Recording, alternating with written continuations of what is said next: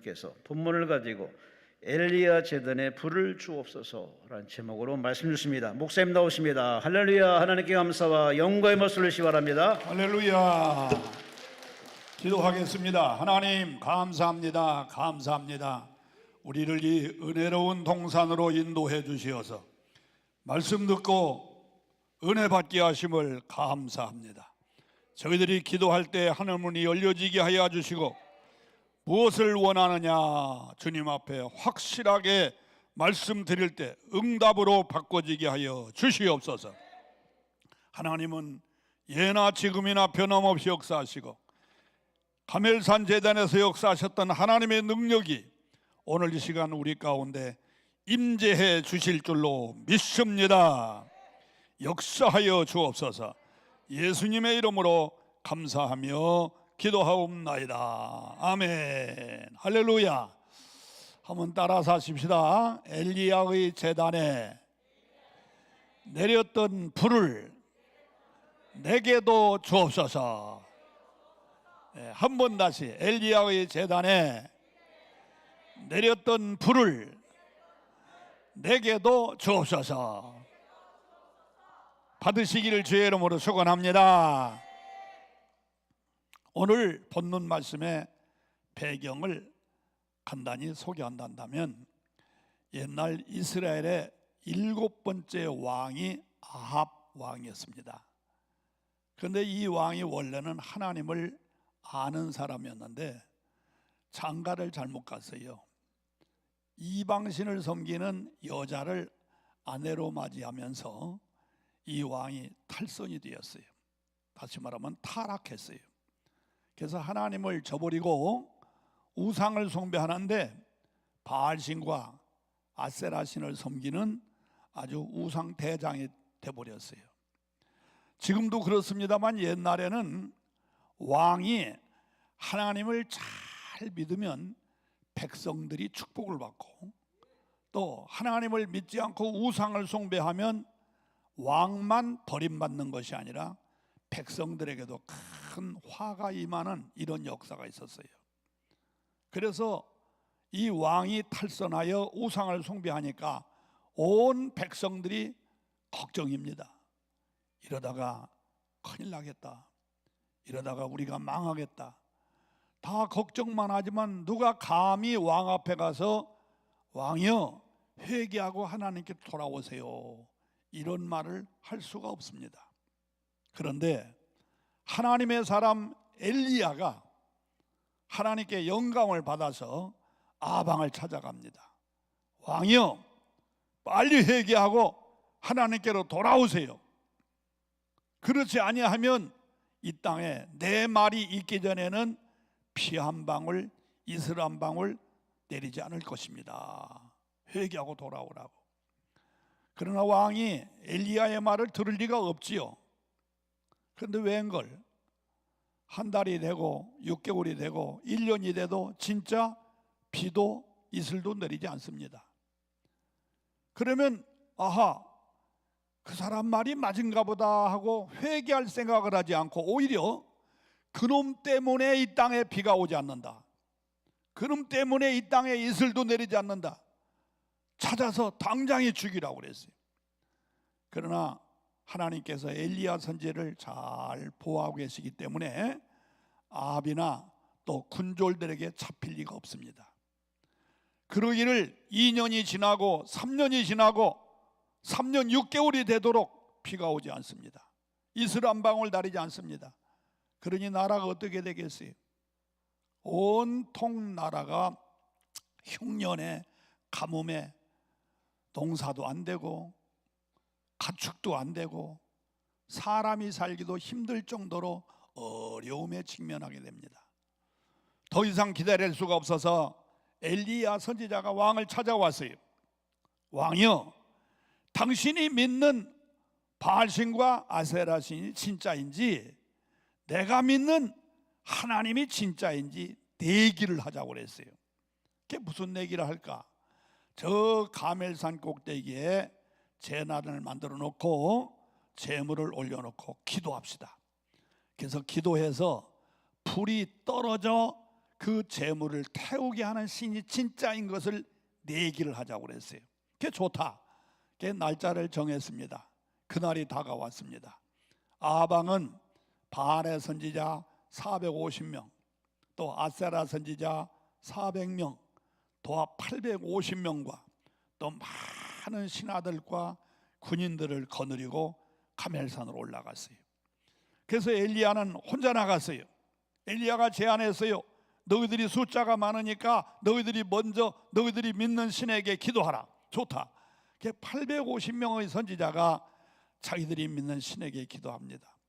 바알이여, 아세라여, 불이 떨어져서 우리가 믿는 신이 진짜인 걸 알게 해달라고. 1시간 한나절 저녁 때가 되도록 불은 떨어지지 않습니다. 엘리야가 옆에서 약을 올립니다. 야, 너희들이 믿는 신이 출타했는가 보다, 주무시는가 보다, 더 소리쳐라. 그러니까 이 선지자들이 약이 올라가지고 막 머리를 쥐어뜯고 옷을 찢으며 혀를 깨물고 피를 토하면서 바알이여, 아세라여, 불이 떨어져서 우리가 믿는 신이 진짜인 걸 알게 해달라고 아무리 소리쳐도 불은 떨어지지 않았습니다. 반딧불 하나도 오지도 않았어요. 그래서 저녁 소재 드릴 때 해가 질 무렵에 엘리야가 말했어요. 이제 내가 하마. 그래서 엘리야가 그 제단에 송아지를 잡아 올려놓고 또 물을 붓고 그리고 하나님 앞에 간절히 기도했어요. 여호와여, 이 백성으로 하여금 하나님이 진짜 하나님인 걸 알게 하여 주시옵소서. 여호와여, 불이 떨어져서 우리가 믿는 하나님이 진짜인 걸 알게 하여 주옵소서. 간절히 기도했더니 하늘에서 불이 쫙 내려가지고 올려놓은 재물을 태우고 가에 부어놓은 물까지 다 태우도록 뜨거운 불이 임하게 된 줄로 믿습니다. 바로 그 불을 이 자리에 앉아 계신 나와 여러분들 모두 받으시기를 주님의 이름으로 축원합니다. 축원합니다. 자, 그러면 여러분, 그 불은 어떤 불일까요? 어떤 불일까요? 세 가지 중요한 의미가 있는 불이에요. 이 불을 우리가 받아야 돼요. 첫 번째, 그 불은 무슨 불이냐?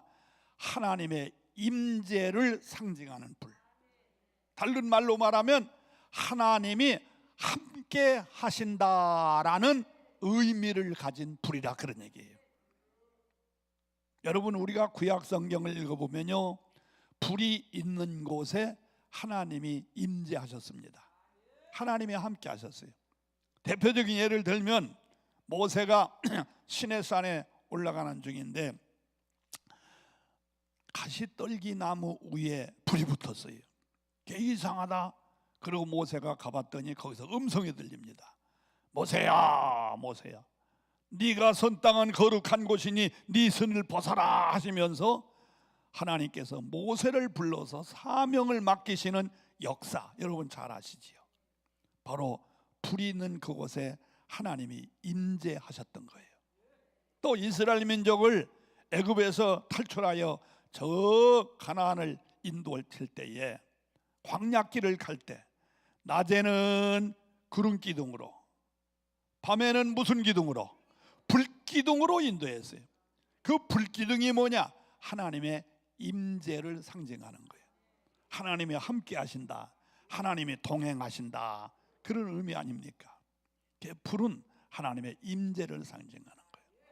우리가 신명기서를 읽어보면 불 가운데 하나님의 음성이 들리고 불 가운데 하나님의 지시가 나리는 이런 일들이 여러 번 소개돼요. 그러므로 엘리야의 제단에 내렸던 그 불은 무슨 불이냐? 하나님의 임재, 다시 말하면 하나님의 함께 하시는 불이다, 그런 얘기예요. 이런 불 받으시기를 주의 이름으로 축원합니다. 다시 한번 축원합니다. 여러분, 하나님의 임재, 하나님이 함께 하신다, 이건 최고의 축복인 줄로 믿으십니까? 세상에 무슨 복에도 하나님이 함께 하신다. 최고의 복이. 여러분, 하나님이 어떤 분이십니까? 창세기 1장 1절에 보면 하나님은 창조자예요. 창조자. 무에서 유를, 없는 데서 있게 만드시는 창조자가 바로 하나님이에요. 창세기 17장 1절에 보면 하나님은 전능자예요. 안 되는 게 없어요. 다 될 수 있는 전능자라 이거예요. 출애굽기 15장 26절에 보면 하나님은 치료자라고 그랬어요. 우리의 질병을 치료하시고 어려운 문제도 해결하시는 바로 치료자가 하나님이시라 이거예요. 시편 18편 1절 이하에 보면 하나님은 힘 있는 자, 그래서 그분이 우리의 산성이 되어주시고 그분이 우리의 반성이 되어주시고 그분이 우리의 피할 바위가 되어주시면 어느 누구도 어느 무엇도 우리를 해할 수 없는 힘이시라 이거예요. 잠언 2장 6절에 보면 하나님은 지혜와 지식과 명철을 주시는 분이라고 그랬어요. 사무엘상 2장 6절로 7절 8절까지 보면 하나님은 우리 인간을 살리기도 하시고 죽이기도 하시고 올리기도 하시고 내리기도 하시고 부하게도 하시고 가난하게도 하시는, 다시 말하면 인간의 생사화복을 주장하시는 분이 하나님이시다, 그런 얘기예요. 믿으시면 아멘 합시다. 다시 말합니다. 하나님은 창조자시요, 하나님은 전능자시요, 하나님은 치료자시요, 하나님은 힘있는 자요, 하나님은 지혜로운 자요, 하나님은 우리의 생사복을 주장하시는 분이기 때문에 그런 하나님이 나와 함께 하신다. 그런 하나님이 내 삶에 임재하셔서 역사해 주신다. 이거야말로 최고의 축복인 줄로 믿으시면 다시 한번 아멘 합시다. 그게 최고의 축복이에요. 많은 사람들은 많은 재산을 가진 것이 축복으로 알고 있어요. 물론 축복입니다. 근데 여러분, 자산도 세 가지가 있어요. 첫째는 유형의 자산, 보이는 자산. 아파트를 가지고 있다, 빌딩을 가지고 있다, 저금 통장에 돈이 많다, 무슨 재산이 많다. 이거 다 유형의 자산이에요. 그거 좋은 재산이지요. 그러나 그보다 더 좋은 자산은 무형의 자산이에요. 건강한 거 자산인 줄 믿습니다. 지혜로운 거, 지식 있는 거, 또 능력, 기술, 이게 무형의 자산이라고 그래요. 근데 그 자산보다 더 좋은 자산이 있어요. 그게 뭐냐? 영적 자산이에요. 영적 자산. 영적 자산은 뭐냐? 하나님이 함께하는 거예요. 아까도 말씀드린 대로 창조자요, 전능자요, 지혜로운 자요, 또 치료자요, 생사화복을 주장하시는 그 하나님이 나와 함께한다는 것, 이게 최고의 자산이요, 최고의 축복이요, 최고의 백을 가지는 것인 줄로 믿으시기 바랍니다. 요즘 참 세상이 어려워요. 우리나라만 지금 경제가 어려운 게 아니에요. 대통령이 정치를 잘못하고 장관들이 살림을 잘못해서 아니에요. 지금 세계적으로. 그럼 앞으로는 어떨까? 앞으로 가면 갈수록 어려워요.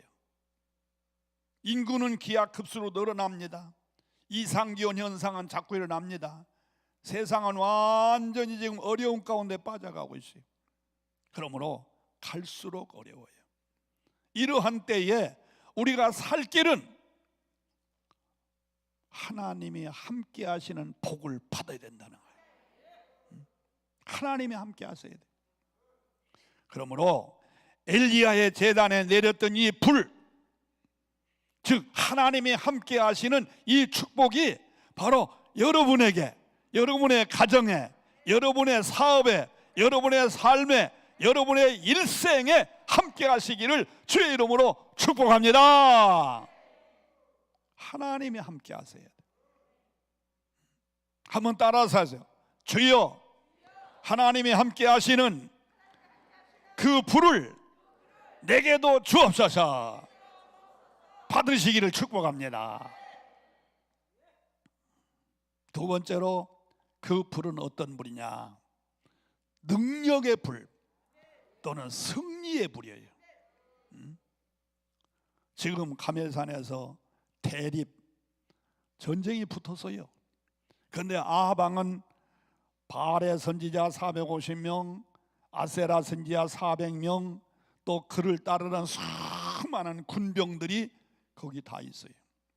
그런데 엘리야는 혼자, 여러분 1대 850명이 아니라 1대 3,000명 이상 될 겁니다. 아마 그 싸움이 이게 뭐 하나만 아닙니까? 그 싸움이 뭐 해보나만 아니에요. 그런데 그 싸움에서 누가 이겼느냐? 엘리야가 이겼단 말이지. 어떻게? 불이 임함으로 이긴 줄로 믿습니다.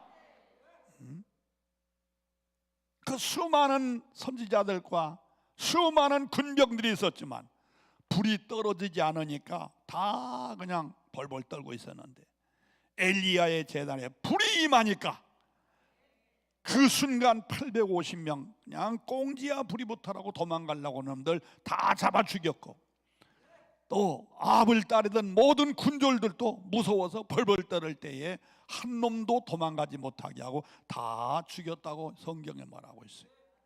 이 불이 바로 능력의 불이요, 이 불이 바로 승리의 불인 줄로 믿습니다. 이 불을 받으시기를 축원합니다. 우리는 이 불을 받아야 치열한 경쟁 사회에서 우리는 이길 수가 있어요. 바울 사도는 디모데후서 2장에서 우리 성도를 세 사람의 직업을 가진 사람을 비유했어요. 첫째는 군인으로 비유하고, 두 번째로는 경기하는 선수로 비유하고, 세 번째로는 농부로 비유했어요. 자, 이 세 사람은 모두 다 싸우는 사람이에요. 군인은 적과 싸우는 사람이고, 경기자는 상대편과 싸우는 사람이고, 농부는 자연과 싸우는 사람이에요. 그래서 이 싸움에서 이겨야 영광을 얻어요. 군인은 적과 싸워서 이겨야 승리의 멸관을 쓸 수 있고, 운동선수는 상대편과 싸워서 이겨야 메달을 받을 수 있고 상금을 얻을 수 있고, 농부는 자연과 싸워서 이겨야 많은 소출을 거둘 수가 있어요. 그런데 바울은 우리 시인자를 군인, 경기자, 농부로 표했단 말이죠. 그건 왜 그러느냐? 우리도 싸우는 사람이다, 그런 얘기예요. 우리도 동시에 그 싸움에서 이겨야 영광이 있고 승리가 있고 멸류관이 있고 축복이 있다는 거예요. 이겨야. 스포츠는 참여하는 데 의미 있다고 말하지만 전쟁은 이기는 데 의미가 있어요. 스포츠는 참여함으로 경력을 쌓고 경험을 해서 다시 재도전할 수 있는 기회를 얻는 거지만, 전쟁은요, 졌다 하면 끝나는 겁니다. 반드시 이겨야 돼요. 그래서 나와 여러분들도 영육 간의 전쟁에서 승리하시기를 축원합니다. 그 승리는 내가 천만의 말씀이에요. 내 힘으로, 내 능력으로, 내 방법으로, 내 재주로, 내 경험으로 천만의 말씀. 엘리야의 제단에 내렸던 그 불, 첫 번째 무슨 불이라고 했죠? 하나님이 함께 하시는 그 불, 하나님의 임재를 상징하는 그 불을 받아야 내가 영육 간의 싸움에서 승리할 줄로 믿습니다. 우리는 누구와 싸웁니까? 첫째는 마귀와 싸워요. 우는 사자와 같이 삼킬 자를 두루 찾아 헤매는 사탄 마귀하고 매일 매시 매 순간마다 우리는 싸워요. 두 번째로 우리는 죄악 세상과 싸워요. 이 죄악 세상과. 예수님은 우리가 살고 있는 이 세상을 세 가지로 비유했어요. 마태복음 12장 39절에 보면은 악하고 음란한 세상이라고 그랬어요. 오늘 이 세상이 얼마나 악하고 음란한 세상입니까?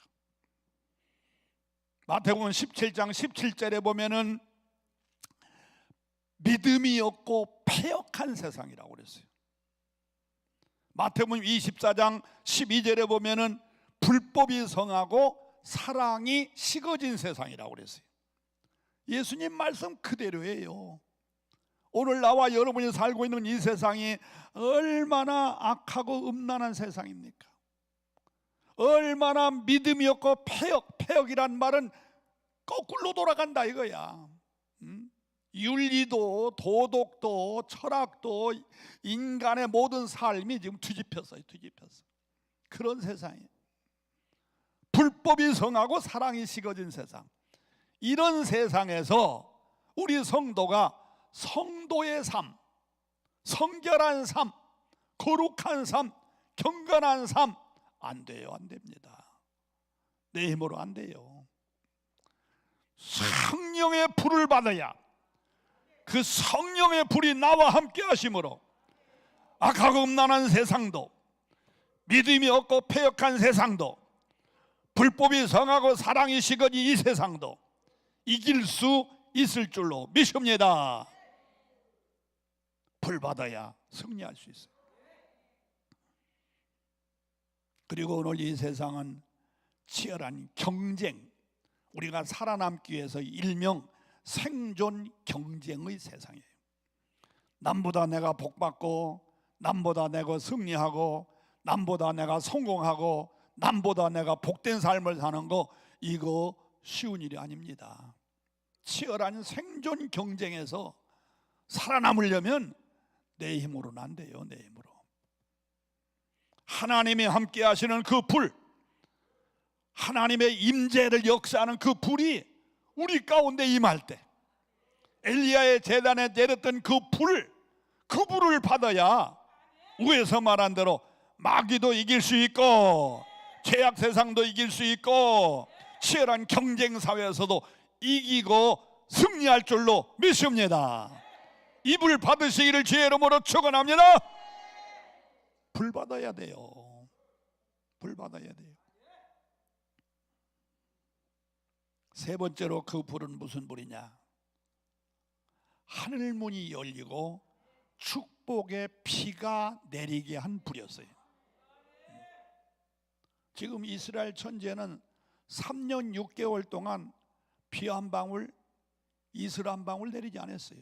왜? 하늘 문이 꽁꽁 닫혀가지고 농사도 안 되고 가축도 안 되고 사람이 먹고 마실 음료수도 없을 정도로 지금 기가 막힌 어려운 상황 속에 있을 때에 엘리야의 제단에 불이 떨어짐으로 3년 6개월 동안 닫혔던 하늘문이 활짝 열려서 소나기 같은 비가 오게 된 줄로 믿으시기 바랍니다. 그래서 그 불은 닫혔던 하늘문을 열고 비가 내리게 하는 불이었다, 이런 얘기예요. 한번 따라서 하세요. 닫혔던 하늘문이 열리고, 다시 한번 닫혔던 하늘문이 열리고, 축복의 단비가 내렸다. 아멘이십니까? 그 비는 축복을 말하는 거예요. 에스겔서 34장 26절에 보면 이 비를 가리켜서 축복의 장마비라고 말했어요. 사실 비는 축복이 아닙니까? 우리나라야 뭐 때를 따라 비를 잘 내려주시지만 어느 해라도 가뭄이 들어서 비가 안 오면요, 모든 농작물이 완전 끝장납니다. 그러나 비가 쏟아짐으로 말미암아서 모든 농작물이 수확을 잘 거둘 수 있는 것 마냥 이 비는 에스겔서 34장 26절의 말씀 그대로 축복의 장마비인 겁니다. 할렐루야. 이 불이 여러분들에게 임하셔서 축복 받으시기를 축원합니다. 우리가 축복을 받으려면 열심히 일을 해야 돼요. 또 저축도 해야 돼요. 또 잘 투자도 해야 돼요. 그러나 그런다고 해서 우리가 복 받는 게 아니에요. 옛날 어른들도 그런 말 했잖아요. 부자는 하늘이 낸다. 부자는 하늘이 만든다. 맞은 얘기예요. 안 믿는 사람들도 부자는 하늘이 만든다, 그거 믿어요. 근데 더군다나 우리 예수 믿는 사람은 그 말을 꼭 믿어야 돼요. 축복은 하나님이 주셔야 축복받습니다. 아멘이십니까? 여러분, 예수 잘 믿고 부자 되시기 바랍니다. 더 크게 아멘. 안 믿는 사람이 부자 되는 것보다는 우리 예수 믿는 사람이 부자 돼야 돼요. 안 믿는 사람이 부자 되면은 허랑방탕, 죄짓고 부정축제하고 못된 짓 많이 해요. 그러나 우리 예수 믿는 사람이 부자 돼가지고 하나님의 영광을 위해서, 죄 몸된 교회를 위해서, 불우한 이웃을 위해서, 불우한 세계를 위해서 수없이 선교하고 또 선교해도 모자람이 없는 이런 놀라운 축복이 우리에게 임하기를 축원합니다. 할렐루야! 부자 되시기를 주의 이름으로 축원합니다. 축복 받으시기를 주의 이름으로 축원합니다. 그 부자, 그 축복은 하나님이 주셔야 돼. 하나님의 손에 있어요. 잠언 3장 16절에 보면요, 오른손에 축복이 있고 왼손에 장수가 있다고 그랬어요. 우리가 장수하게 잘 사는 거 하나님의 두 손에 달려 있어요. 잠언 8장 18절에 있는 말씀을 보면요, 부귀가 내게 있고 장구한 재물도 그러하니라. 그러니까 부와 귀가 하나님에게 있음과 동시에 그 부귀가 장구 오래 가도록 지켜주는 분도 하나님의 손에 있다는 거예요. 믿습니까? 잠언 16장 1절 3절 9절에 있는 말씀을 보면요, 계획은 내가 세울 수 있다, 일도 내가 할 수 있다, 그러나 그 성사는 하나님에게 있다고 그랬어요. 맞은 얘기예요. 하나님에게 있어요. 그러므로 여러분, 부디 여러분 부자 되시기를 다시 한번 주의 이름으로 축원합니다. 그러려면은 엘리야의 제단에 때렸던 그 불, 축복의 단비가 내렸던 불, 하늘문이 활짝 열려져서 비가 쏟아짐으로 오곡백과가 무르익고 온 백성이 살아남게 했던 그 불, 그 축복의 비 바로 여러분들에게 임해야 될 줄로 믿습니다. 이런 세 가지 의미 한번 따라서 씁시다. 하나님의 임재를 상징하는 불, 능력과 승리의 불, 하늘문이 열려져서 축복의 비가 내리게 하는 그 불, 그 불을 받으시기를 축원합니다. 그 불이 오늘 여러분들에게, 오늘 이 자리에 참석하신 여러분들에게 모두 내려지기를 축복합니다. 그 불을 받아야 돼요. 그러면 그 불을 어떻게 받을 수 있는가? 하나님의 임재를 상징하는 불, 능력과 승리를 상징하는 불, 하늘문이 열려지고 축복의 단비가 내리게 하는 그 불, 그 불을 어떻게 하면 받을 수 있는가? 어떻게 하면 그 불을 받을 수 있는가? 오늘 본문에서 우리는 세 가지를 또 배울 수가 있어요. 첫째는 제단이 회복돼야 돼요.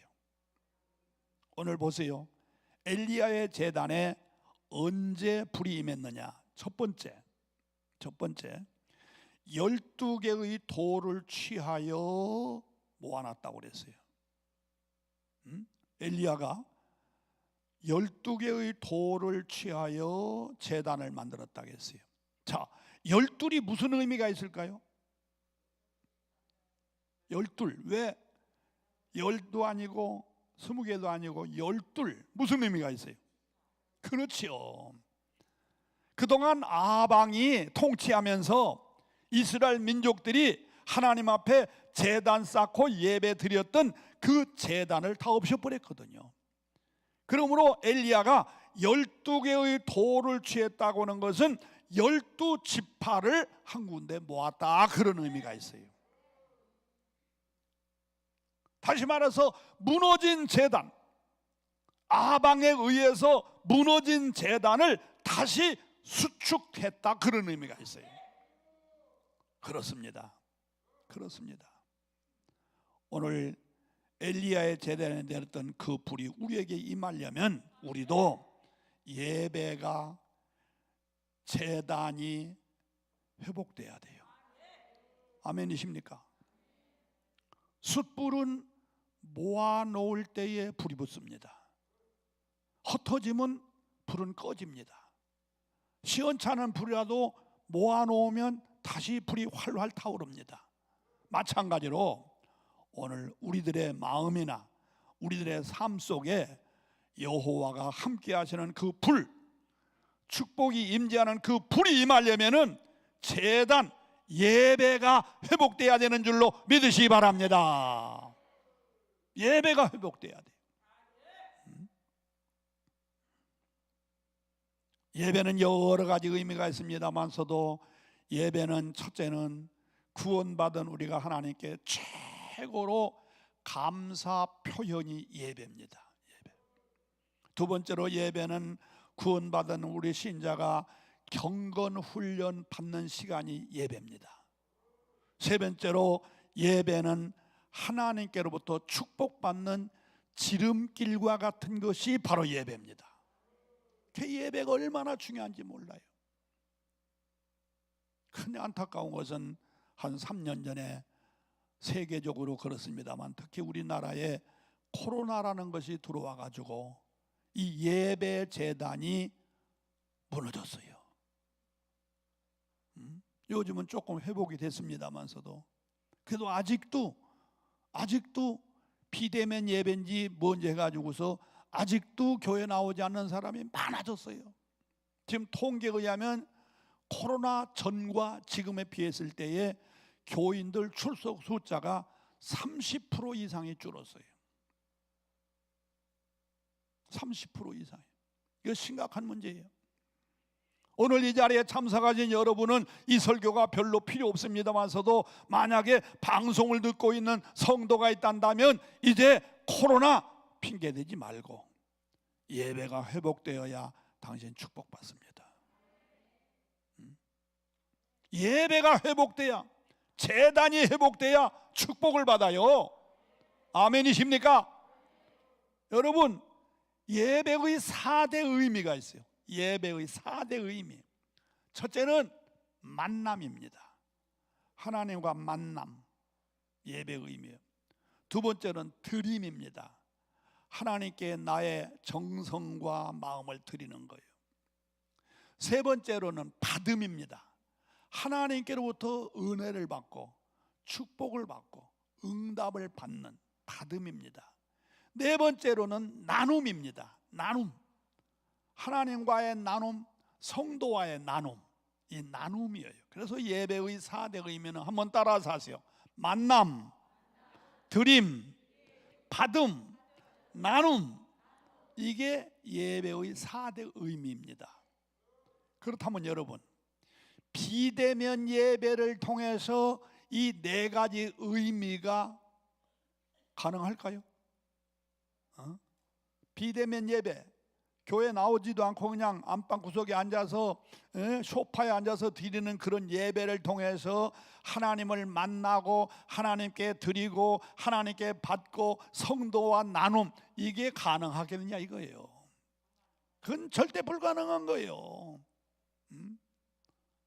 대면 예배, 교회 나와서 예배를 드리도 이것이 될지 말지인데, 그래도 열심히 교회 나와서 예배를 드림으로 하나님과의 만남, 하나님께 드림, 하나님께 받음, 성도의 교제, 이게 이루어진다는 거야.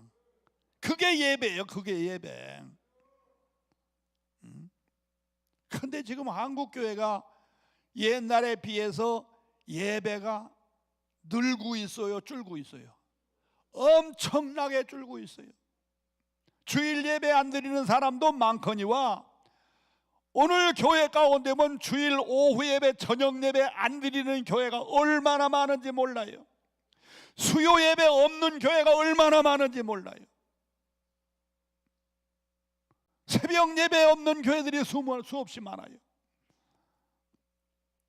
교회는 있지만서도 안 모여. 예배를 안 드려요.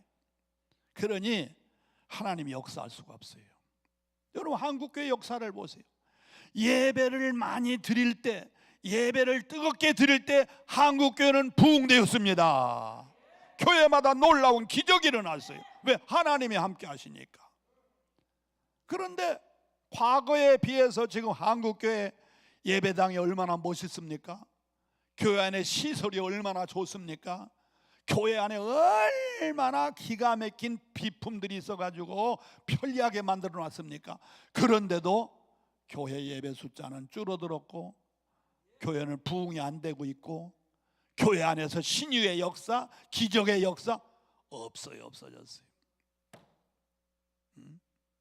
사랑하는 성도 여러분, 우리 개인이나 교회나 예배가 살아야 내가 살고, 예배가 살아야 교회가 부흥되고, 예배가 살아야 국가가 복받을 줄로 믿습니다. 예배가 회복돼야 돼요. 특히 주일 성수가 철저히 이루어져야 돼요. 이사야서 58장 13절 이하에 보면은요, 주일 안식일은 세 가지 의미가 있어요. 첫째는 여호와의 성일, 하나님의 날이라 이거예요. 둘째는 존귀한 날, 세 번째는 즐거운 날. 주일은 이 세 가지 의미가 있어요. 하나님의 거룩한 날, 하나님 앞에 예배드리니까 존귀한 날, 하나님의 말씀을 듣고 은혜 받으니까 즐거운 날. 주일은 세 가지 의미가 있어요. 그래서 이 주일을 여호와의 성일로, 존귀한 날로, 즐거운 날로 드리면 하나님이 세 가지 복을 주신다고 이사야서 58장 14절에 기록이 되어 있어요. 어떤 복? 여호와 안에서 즐거움을 얻을 것이다. 여호와 안에서 편안함을 얻어요. 땅의 높은 곳에 너를 올려주마. 명예를 주겠다는 거예요. 야곱의 업으로 기르라. 야곱에게 준 복을 너에게도 주겠다는 거예요. 사랑하는 성도 여러분, 여러분 개인은 물론이거니와 한국 교회가 하나님의 임재가 함께 하시고 교회마다 능력이 있고 승리가 있고 신유의 역사, 치유의 역사, 축복의 역사가 이제보다 더 차고 넘치는 부흥의 역사가 일어나려면 예배가 회복돼야 돼요. 예배가.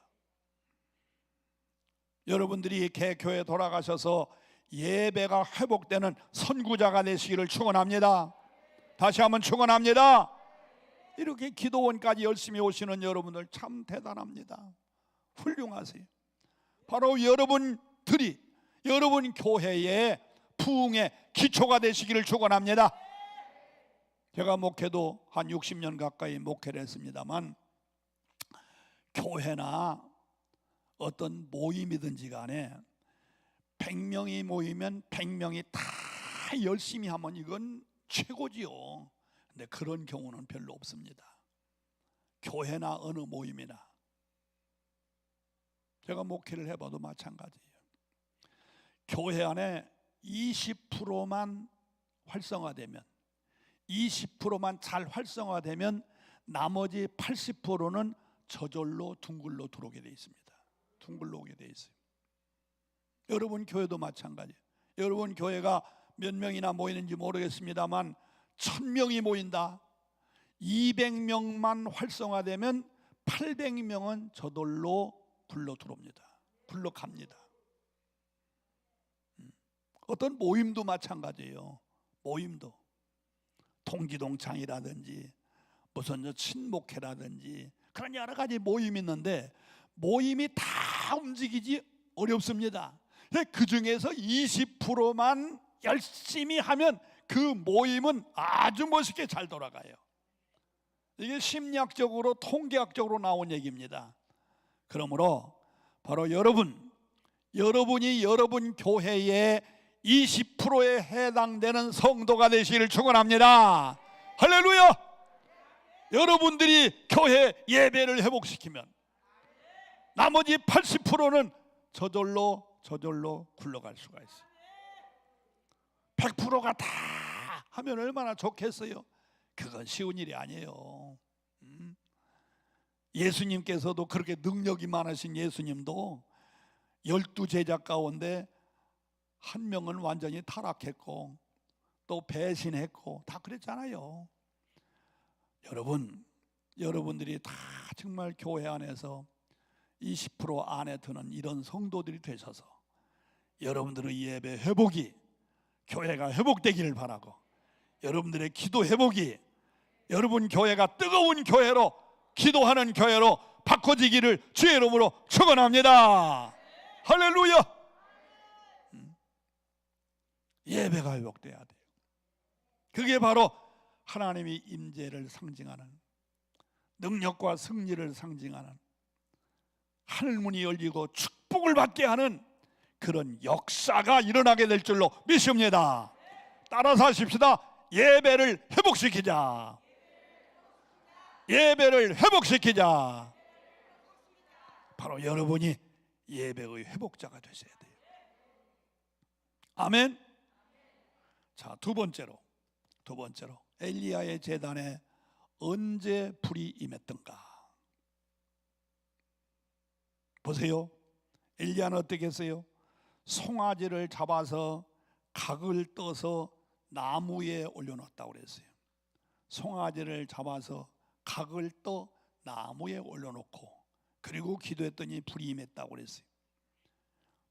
거기 본문 33절에 보면은 또 나무를 버리고 송아지의 각을 떠서 나무에 놓고, 이건 뭘 얘기하는 거냐? 십자가를 의미하는 거예요. 예수님의 십자가를 의미합니다. 예수님께서 짐승으로 표현했지 않습니까? 예수님의 십자가를 상징하는 거예요. 그렇습니다. 예수님의 십자가는 능력인 줄로 믿습니다. 더 크게 아멘. 예수님의 십자가는 능력이에요. 십자가 있는 곳에 승리가 있어요. 십자가 있는 곳에 하늘문이 열려져요. 십자가 있는 곳에 놀라운 기적이 일어날 줄로 믿습니다.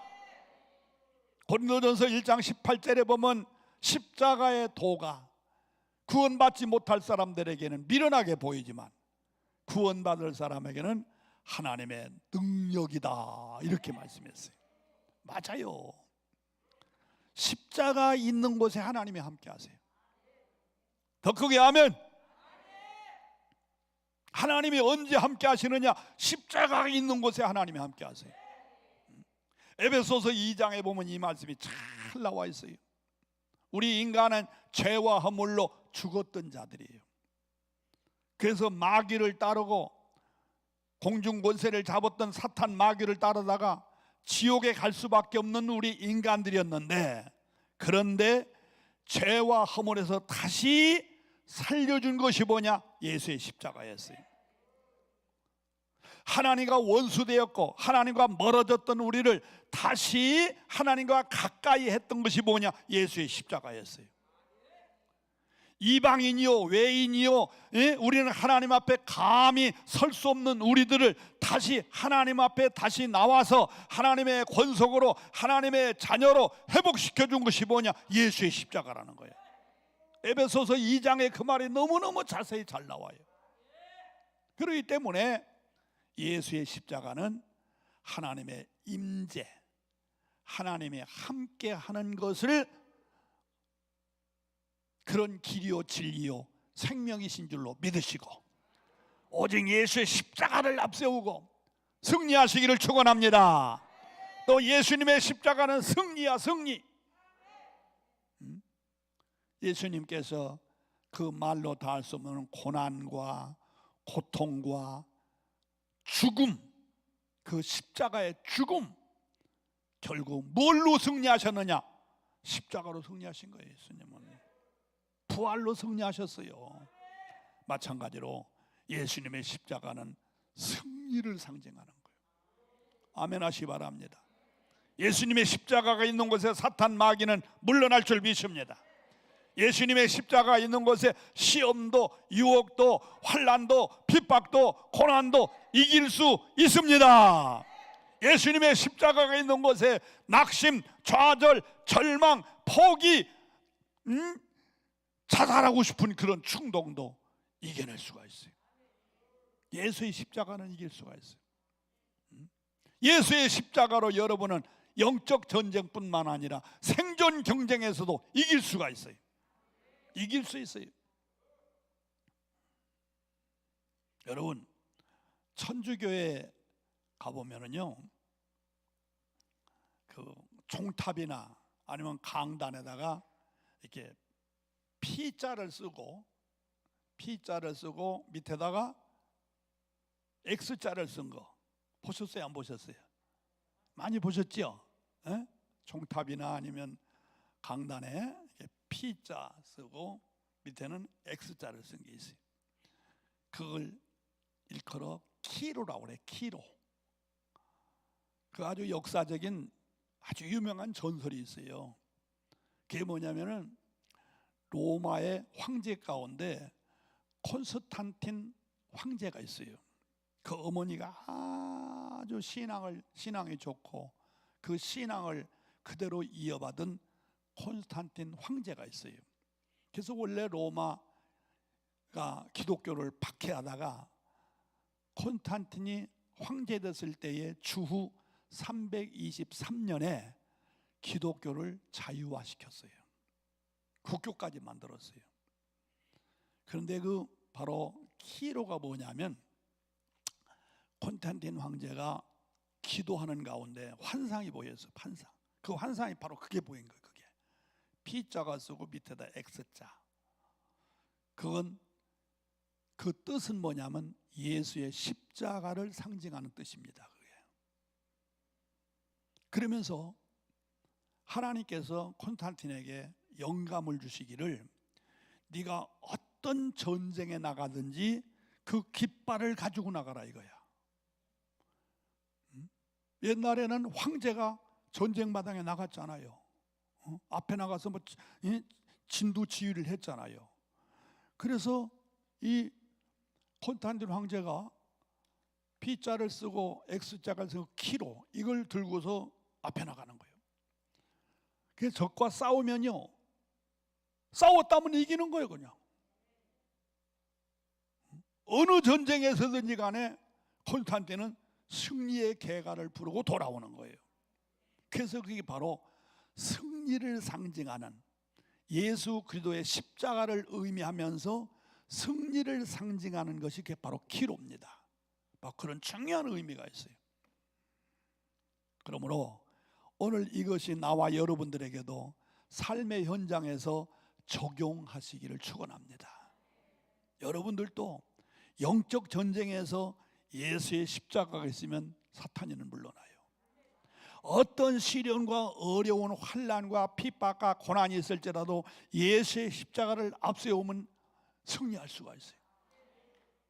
어떤 유혹 가운데서도 예수의 십자가를 앞세우면 절대 유혹에 넘어지지 않아요. 어떤 생존 경쟁에서도 예수의 십자가를 앞세우고 나가면 이길 수 있습니다. 아멘 하시기 바랍니다. 승리할 수 있어요. 오늘 여기 목회하시는 목사님들 계십니까? 목회도 여러분들이 앞서면 절대 성공 못해요. 여러분이 아무리 공부를 많이 하고 무슨 학위를 가지고 무슨 능력이 있을지라도 여러분의 그것 가지고는 목회 승리 못해요. 목회 승리는 딱 한 가지, 예수 앞세우면 되는 거예요.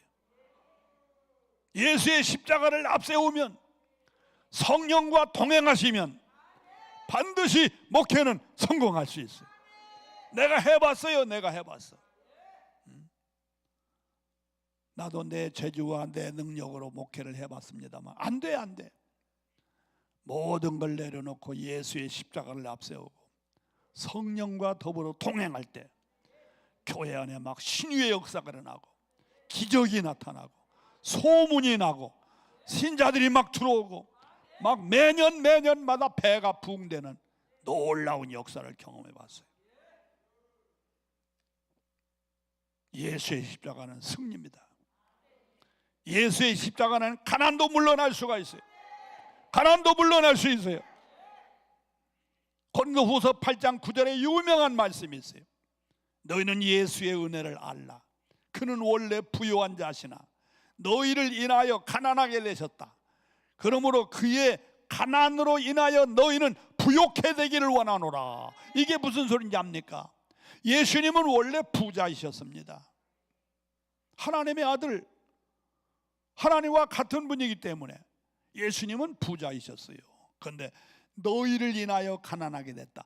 죄로 말미암아 가난과 저주 가운데 살 수밖에 없는 우리들의 모든 가난과 저주를 그분이 짊어지셨다는 거예요.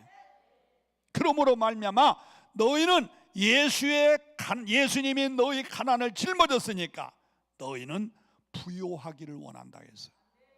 예수가 나의 가난, 예수가 나의 저주, 예수가 나의 실패, 예수가 나의 모든 고난을 짊어졌으니까 너희는 부요하기를 원하노라. 아멘 하시기 바랍니다. 그래서 예수님 십자가를 앞세우면 부자 될 수 있어요. 아멘 하시기 바랍니다. 더 크게 아멘 하시기 바랍니다. 여러분, 세계 역사를 통해서 이거 증거할 수 있어요. 보세요. 십자가가 많은 나라는 대체적으로 잘 삽니다. 맞아요, 틀려요? 십자가가 많은 나라는 대체적으로 잘 살아요.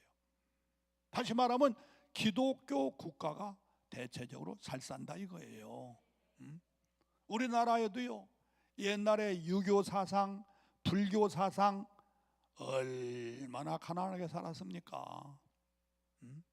우리나라가 경제가 성장하고 국위가 선양되고 우리나라가 세계 선진국 대열에 설 수 있었던 이 찬스, 기회가 언제였습니까?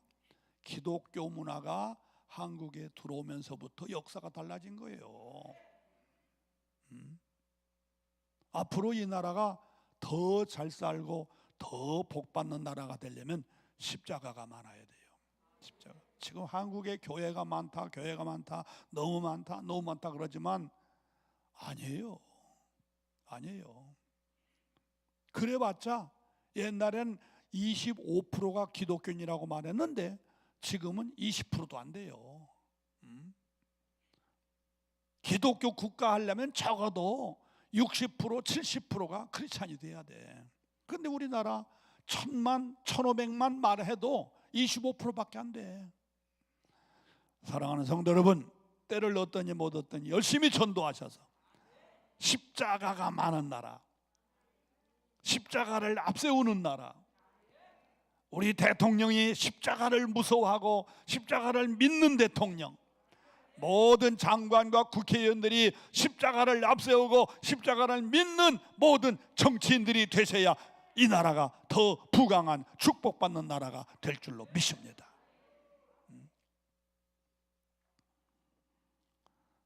마지막으로 언제 이 불이 임할 수 있는가?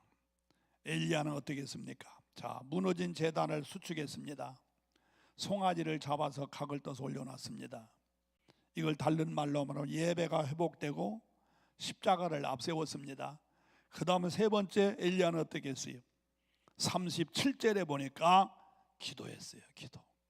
기도했어요. 여호와여 내게 응답하소서, 내게 응답하소서. 이 백성에게 주 여호와는 하나님이신 것과 주는 그들의 마음을 돌이키심을 알게 하옵소서. 하나님 앞에 간절히 기도했을 때 38절에 보니까 이에 여호와의 불이 내려서 번제물과 나무와 돌과 흙을 태우고 도랑의 물까지 흩었다 그랬어요. 기도할 때 하나님의 불이 임할 줄로 믿습니다. 기도할 때 능력과 승리의 불이 임할 줄로 믿습니다. 기도할 때 하늘문이 열려지고 축복의 비가 내리는 역사가 일어나게 될 줄로 믿습니다. 여러분, 마가의 다락방에 언제 불이 임했습니까? 기도할 때 불이 임했어요. 기도할 때. 사도행전 1장 14절에 보면 찬야 기도에 힘쓸 때 불이 임했어요.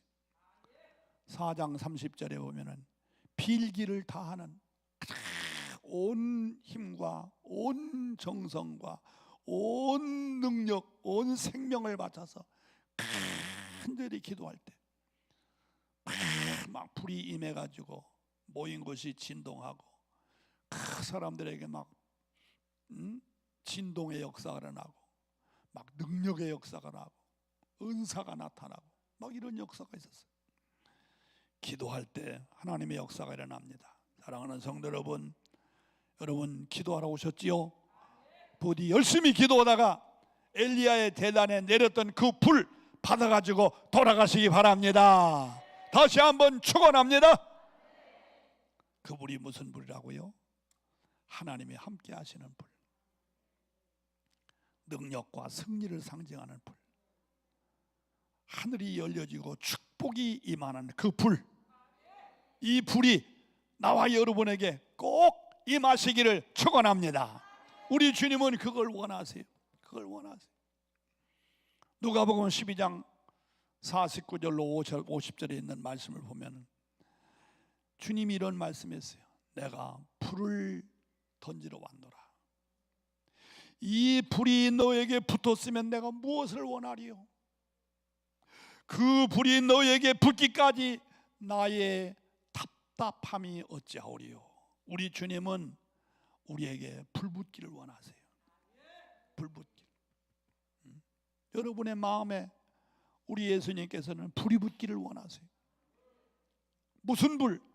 하나님이 함께 하시는 불. 무슨 불? 능력과 승리의 불. 무슨 불? 하늘문이 열려지고 축복이 임하게 하는 그 불.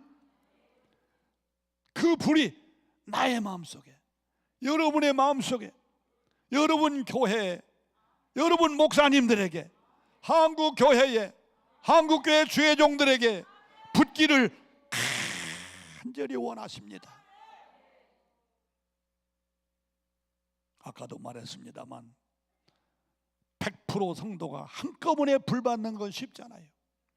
그러나 바로 여러분이 불 쏘시기가 되셔서, 바로 여러분이 불 쏘시기가 되셔서 여러분 교회 가서 불 붙이는 운동을 하셔서 여러분 교회가 불이 있는 교회가 되기를 축원합니다. 여러분, 여러분의 교회가 어떤 소문이 나기를 원합니까? 어떤 소문이? 어떤 소문이 좋을까요? 우리 교회는 건물이 좋아, 우리 교회는 시설이 좋아, 우리 교회는 주차장이 넓어, 우리 교회 목사님은 참 설교를 잘하시오, 우리 교회는 선교를 많이 해. 다 좋은 소문입니다. 그러나 그 어떤 소문보다도 제일 좋은 소문은 무슨 소문이냐? 우리 교회는 뜨거운 교회야. 우리 교회는 참 뜨거운 교회야. 그 뜨겁다는 건 뭘 말하는 거예요? 불이 있다는 거예요. 불이 있다는 거예요. 우리 교회는 뜨거운 교회. 아이고, 저 교회는 뜨거운 교회. 기도가 뜨겁고, 찬송이 뜨겁고, 말씀이 뜨겁고, 성도들의 사랑이 뜨겁고, 교제가 뜨겁고, 그 뜨거움의 대명사가 뭡니까? 바로 불입니다. 불. 불이 여러분들이 여러분 교회에 돌아가셔서 불쏘시기가 되셔서 엘리야의 대단 내렸던 그 불이 여러분 교회에 타오르기를 주의 이름으로 축원합니다. 할렐루야. 불길 같은 주 성령 간구하는 우리에게 지금 강림하셔서 영광 보여주소서. 성령이여 임하사 우리 영의 소원을 만족하게 하소서. 기다리는 우리 충만하게 하소. 한번 다시 불길 같은 주 성령 간구하는 우리에게 지금 강림하셔서 영광 더하여 주소서. 성령이여 임하사 우리 영의 소원을 만족하게 하소서.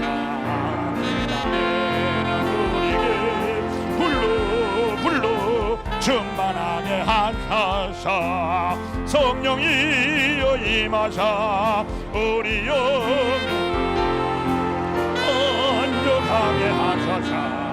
기다리는 우리에게 불로 충만하게 한번 다시. 성령이여 임하사 우리 영의 소원을 만족하게 하소서. 기다리는 우리에게 불로 충만하게 한 번만 다시. 성령이 이어 임하사 우리 영의 소원을 만족하게 하소서. 기다리는 우리에게 불로 충만하게 하소서. 두 손 높이 들고 주여 삼창 부른 다음에 엘리야의 제단 가멜산 꼭대기에 내렸던 그 불, 하나님의 임재를 상징하는 그 불, 능력과 승리를 상징하는 그 불, 닫혔던 하늘문이 열려지고 축복의 단비, 축복의 소나기가 내게 임하는 그 불, 그 불을 내게 주시옵소서. 주여 삼창 부른 다음에 뜨겁게 기도하겠습니다. 주여 주여 주여 엘리야의 제단을 부른